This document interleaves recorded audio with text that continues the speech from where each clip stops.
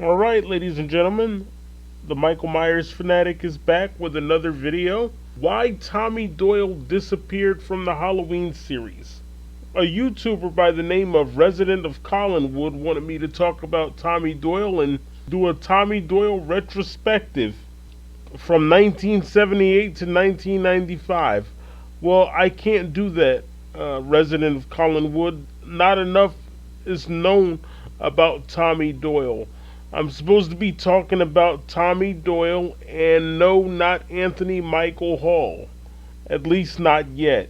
But the Tommy Doyle of the 1 through 8 timeline, or more specifically, 4 through 6 timeline if you want to be technical.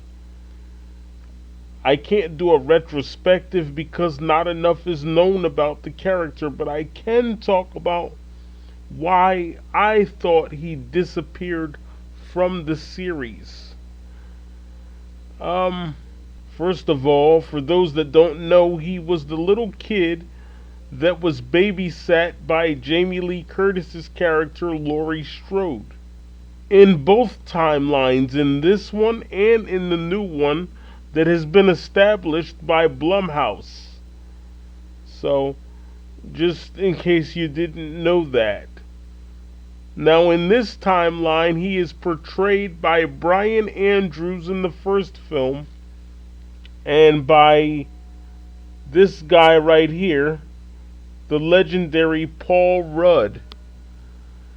He's supposed to be in Halloween 4. That's what they allege. They allege that he's the guy in the store. Let me pull that up really quickly here. Hold on one second. Yeah, now see this guy right here.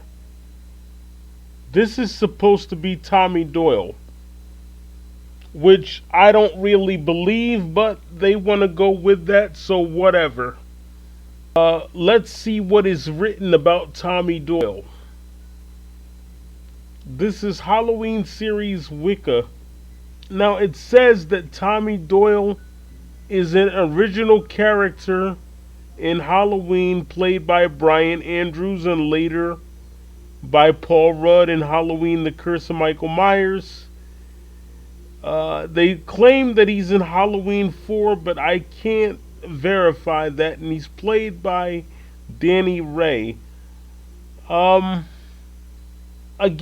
I can't verify that. I would have to talk to the person that wrote Halloween 4. Let's see, sometimes I forget these things. I believe it was Alan B. McElroy. So I would have to talk to him. It says here that Tommy's history is complicated by the fact that the series follows several conflicting continuities. Halloween H2O 20 years later, and Resurrection, thus splitting the series into two separate timelines. As you can see, here's Halloween: The Curse of Michael Myers over here. I'm not going to get into all that. You guys know the story. All I can tell you is what I think happened. And by the way, I have to say that the one thing I like about Halloween Kills is that at least they're acknowledging the night he came home. You see, the original series never did that. They never really talked about the effect that the murders had on the town of Haddonfield. They never really talked about that. You had Halloween 1 and 2, and then it's like 10 years later, they just swept it under the rug. They were like, well, a bunch of people got killed here 10 years ago. Oh, well. I mean, yeah, they addressed it a little bit in Halloween 5. They said, well, we should ban Halloween in this town. And then, what did they do in 6? They banned Halloween. So, again, it was never really addressed. I think he probably would have moved away normally. Like, that's what normally would have happened. That's what you would expect to happen. That his parents wouldn't want to stay there anymore because of the terrible events that happened there. The ominous goings on that occurred in the town of Haddonfield. Now I'm going to tell you why I think he disappeared from the series. If we're going to go off of the theory that this was Tommy Doyle in Halloween 4, then we have to believe that he stayed in Haddonfield the whole time. He never went anywhere. So here's my theory. I think Tommy probably stayed in Haddonfield and just laid low until he was old enough and strong enough to do something about it. He's sort of like the anti Michael Myers. Think about this for a second. Michael Myers was just the opposite of Tommy Doyle. Where Tommy Doyle represents goodness, Michael Myers was pure evil.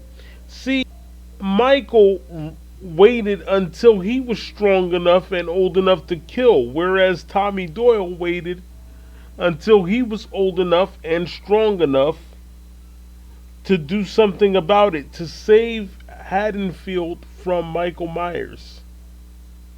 That's my theory. I can't do a retrospective, but I can do a theory. And my theory, once again, ladies and gentlemen, is that Tommy Doyle, if he really did appear in Halloween 4, he stayed in town waiting until he became old enough and strong enough to do something about Michael. And he probably vowed vengeance on Michael. I'm going to get him one day. It's probably what he said to himself. That's my take on it. But other than that, I don't know. As you can see, they said it's complicated by the fact that you have H2O and resurrection. So that kind of makes things a little difficult to put together. It complicates things. But that's my theory on why I think he disappeared. Like I said, they should have addressed the night that Michael came home a little bit more in this series. They didn't really do that. Because you gotta think, if this guy really did kill 16 people, that's not just something you can sweep under the rug. And here's the thing. I love 1 through 8.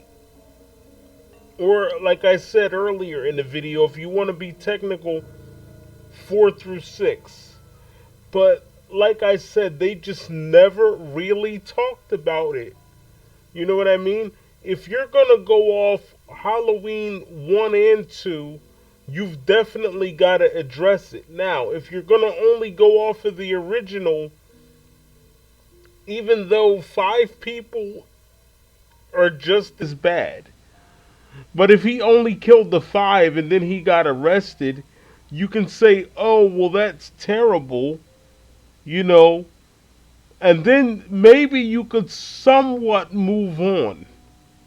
But think about it this way.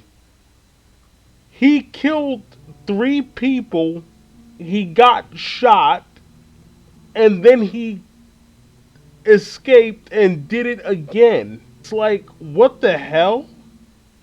And you're not even going to talk about this? He literally killed 3 people that night, gets shot, kills 13 more. And they're just casually like, la la la la la, you know, oh well. They never really talk about that night in 78. But, you know, with Halloween Kills, they are going to address it, and I like that. See, I can be fair. To prove my point even further, Dr. or Nurse Marion, I should say, who also is going to appear in Halloween Kills. But she says a patient escapes the hospital, murders 3 teenagers, you shoot him with a gun, and he escapes again. She said that, or something to that effect. So that proves what I'm saying is true. This guy killed 3 people, he gets shot, escapes, and kills 13 more. And they barely say a word about it throughout the series. That's weird as hell. Just saying. I'm glad Halloween Kills is gonna attempt to address it. I wanna see what they do with it. I don't understand how an old man can be scary, but whatever. They're running around with baseball bats and stuff like that. I would just bring a gun and just shoot them in the head. Game over. Anyway, follow me on the social media platforms that you see right here: Facebook, YouTube, Twitter, and Instagram at the Myers Fan 25. Thank you very much. I approve this message.